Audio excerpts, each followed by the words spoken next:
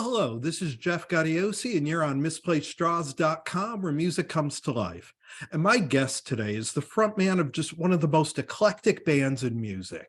From straight up rock to funk to acoustic ballads, Extreme can and has done it all. They're about to release their first record in 15 years called Six on June 9th. It's a pleasure to welcome Gary Cherone. Welcome, Gary. Thank you. Thanks for having me. It's good to be here. Now, 15 years is a lifetime in the music business. I mean, literally careers have come and gone since the last time you guys put out a record. Sure. Why did now feel like the right time to do something? Right time at the right place. I think it may have, maybe the COVID episode might have delayed it a little bit, but we've been together, we've been touring, we've written throughout the years. It just seems to be the right time for us. And I tell you, we just released. It's been a pleasant surprise. We just released the video, and the band is pretty overwhelmed by the response. So that's a good sign that not that we've been forgotten, but that there's a shot at making new fans.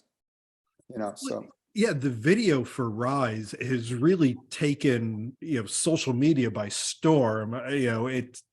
It's refreshing to see, I mean, for lack of a better word, a legacy band put out new music that gets so well received. Right. I think we curbed our expectations going into this, thinking that we'd touch upon, the extreme diehards and, our little world that we've been playing in. But, the last record we put out in 2008, maybe the internet wasn't as sophisticated. Here we are in, 2023, and we're seeing reaction videos and just how we revealed this record. Some stars have aligned. It's not this great big plan. It just we're pretty blown away by it. And you guys have been playing some shows and things like that over the years. Have you been writing the whole time, or did the writing start in earnest when you guys decided to put a record together? No, I think, whenever me and Nuno get together, even when we're on either side of the coast, if he has something, he'll send me, or vice versa. We've written over the years. We've had different projects that we've done, me with Hurt Smile, and Nuno's done his thing. Even Pat has put out a few records. But when we get together, there's a sound check here and there, and Nuno will come up with a riff. And so it's never planned. It's just, I got this idea, or for me, I got this lyric, and I'll send it to him, And Six is a really cool record in that, on one hand, it's a typical Extreme record. You have that roller coaster from, the in-your-face punch of Rise at the beginning, that kind of funk and thicker than blood, the acoustic in Hurricane. But despite all that, it doesn't sound like anything you guys have done before. What is it when you and Nuno get together, do you think that allows you to kind of keep the core of who the band always was, but to bring in these sort of modern sounds and things that make it such an anticipated record in 2023? Right. Well, thanks for saying that. I do think we've broke new ground on this record for the band. When people think of Extreme, the people that know our catalog, from Get the Funk Out to More Than Words and Wholehearted, there's that spectrum of eclecticism that we've always had. So that's on this record. But I think what's new is maybe the influences throughout the years, the new sounds that have been introduced. We're never afraid of being inspired by something new. I would say indirectly, Nuno working with Rihanna and some of that world of pop. exposed him to some stuff. I think you might hear that a little, believe it or not, in the chorus of Rise, even though it's cloaked in heavy guitar. There's that pop chorus that is the underlying theme in that. So, and again, you mentioned Hurricane. I think that's one of the most delicate songs on the record. Real quiet. I think people that's not really outside our spectrum of music, but I appreciate you saying that. I think we did break some new ground for ourselves. Well, and I give you guys a lot of credit for that, because I think it's very easy for a band of your kind of legacy and stature to kind of go through the motions, put out a record that recalls what you did 30 years ago, trying to get that crowd back. But you guys, you can hear that you've brought in music of the past 20 years, of the Rihanna and the pop influences. And I love the fact that you're not afraid to use those things and to grow and evolve. Right. Well, thank you. It's funny. When I think of that, and when people say, when people acknowledge the eclecticism of Extreme, like you, not that we compare ourselves to Queen, but one of the things we learned from Queen was, I just remember growing up, and every record you knew something new was coming. And I think of 1980s The Game, and how they were influenced by the modern pop of that time, and they wanted, not that they wanted to stay relevant, they just digested music. They weren't afraid to do that. And again, I applaud the bands. I look at AC/DC, that's meat and potatoes. You know what you're getting, but that's what you want from AC/DC. So with Extreme, I think, not that we put pressure on ourselves, but I think our fans expect some twists and turns, and I think they're going to get this on this record. Yeah. And kind of looking back a little bit, did you or the band ever feel trapped at all by the success of More Than Words, in that it garnered a ton of fans and really gave you a new, plateau? Sure. But it also sort of lumped you in with a group of bands that were about to go out of fashion, when that really wasn't what you were. Right. Did you ever kind of see it as a double-edged sword?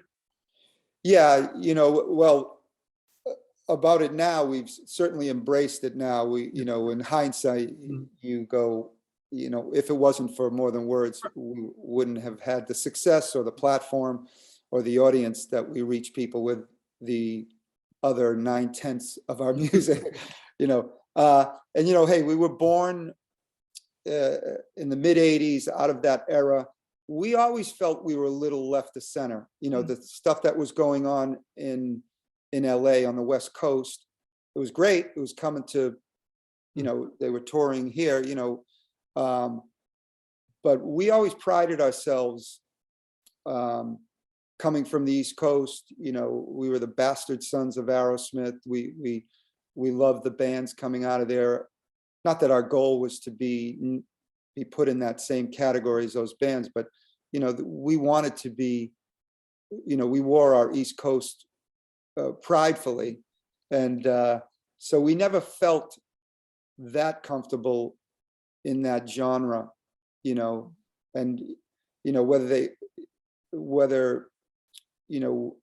there was a term funky metal. We never considered ourselves metal. We were a rock and roll band, that groove that Aerosmith or Van Halen or Zeppelin had. That's the stuff that inspired us. And again, the industry changed, right after More Than Words. Here comes 1990, and everybody, the whole people looking to Seattle. And but by that time, we were starting to broaden our horizons out in Europe and South America. So we were pretty insulated from that. I think we wanted to be. We kept our head down, and at that point we knew we had our identity. We knew what we were. And you mentioned the East Coast thing, and I love that Extreme is unapologetically Boston. Being in Connecticut, as we mentioned, I got to experience the New York scene and the Boston scene. I think Boston has such a great rock scene that many people don't realize. I mean, how growing up there and forming there, what is it about Boston where you get such diverse bands like Extreme, Dropkick Murphys, Yeah, Godsmack, and Aerosmith, The Cars, Modern Lovers, Jay Giles? yeah. Great question. This to me is, we were, this is the stars aligning. We were born in a time in Boston, college town. I mean, there was a scene, there was a punk scene, there was a pop scene, a new wave scene. Believe it or not, the hard rock heavy metal scene kind of bubbled up in the mid 80s. And radio at that time was AAF or COZ or BCN, FNX. They all catered to their little genres of music, but they supported original music. And so if you had a demo tape, you could take it to your local DJ, and if you were lucky enough, he'd play it, at midnight. So, and we, obviously that was in the 70s. Some of the bands I think of, I always think of Luna or Berlin Airlift, the Stompers, the Atlantics, all these bands that came up in the early 80s, late 70s, and that me and my young bands backed up back in the day. And then by 1985, Extreme was getting going, and this heavy metal hard rock scene blossomed. It was almost like a response to the LA Sunset Strip thing. There was a couple clubs in Boston, Narcissus and comes to mind, and Celebrations, where it started in a basement, 150 seat venue, and the hard rock bands played there, and then it just blew up, and we were there at the right time, right place, writing songs. And the bands that came in from LA, whether it was Poison, we had a following at the time. We got to back up those bands, so our audience grew, and it all pretty much, believe it or not, ended. We got in under the gun. It ended. Radio changed. Clubs got DJs because it was cheaper, and then the cover scene happened. And when I talk to the younger kids today that I'll bump into that are in bands, they're like, what should I do? And I'm scratching my head. I go, well, my scene, the scene I grew up in, is gone, but you have the advantage of the internet.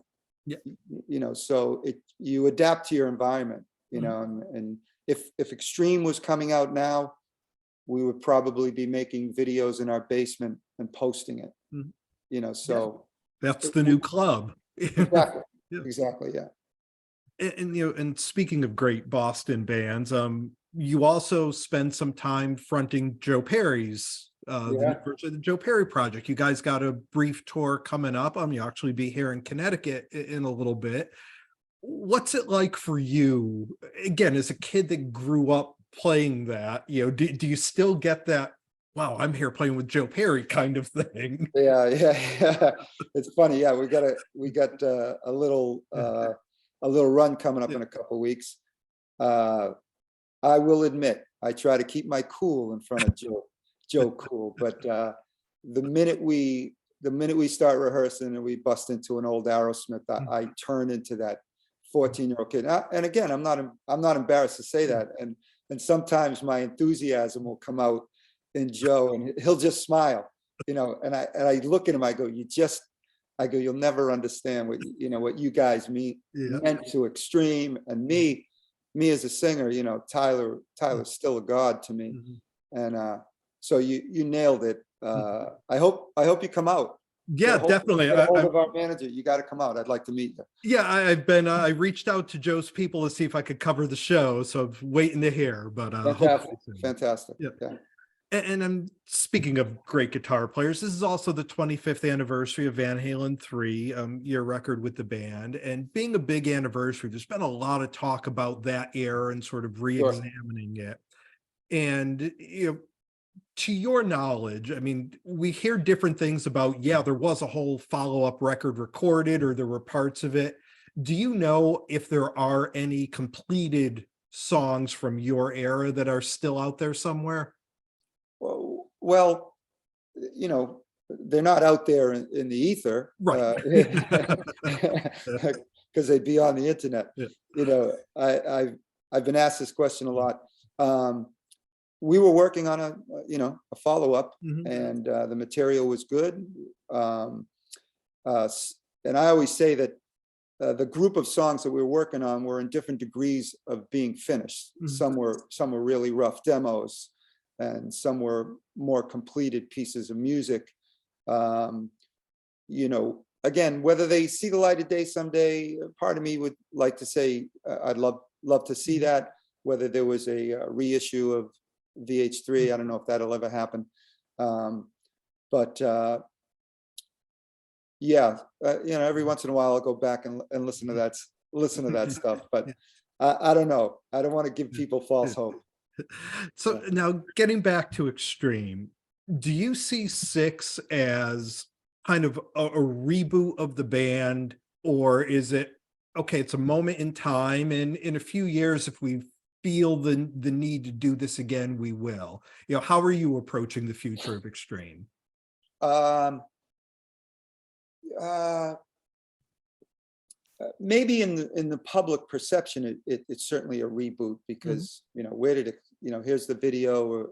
It's got like close to 2 million views, and again, we're blown away. So the public perception is,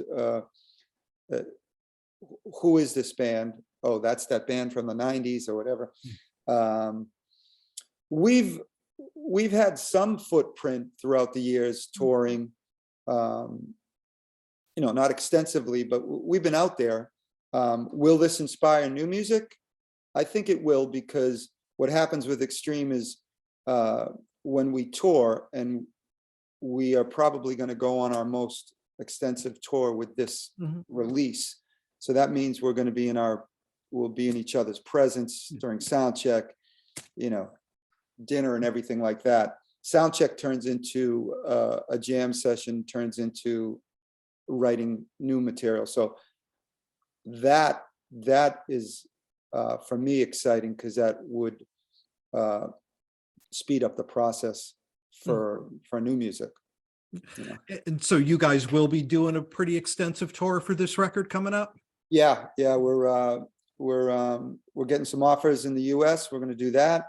We got Japan and Australia, UK, Europe. We plan on all that. And that's in the works right now. I don't think it'll start till summertime, probably August. Records coming out in June. Yep. We'll probably play a fly date here and there. We got M3 coming up, the festival, and we got a cruise coming up. I think it's the Monsters of Rock, one of those cruises. So we'll probably play some new material as well. Awesome. Well, I look forward to catching you. We've been spending some time here with Gary Cherone of Extreme. The record is called Six. It's out everywhere June 9th. Gary, it's been a pleasure getting to speak with you for a little bit. Look forward to catching you on the road with Joe Perry and on your own. And Extreme. Yeah, it'd be great to meet you, shake your hand, and love to see you out there in Connecticut. That's awesome. You got it, my friend. Thank you very much. You too. Pleasure. Bye.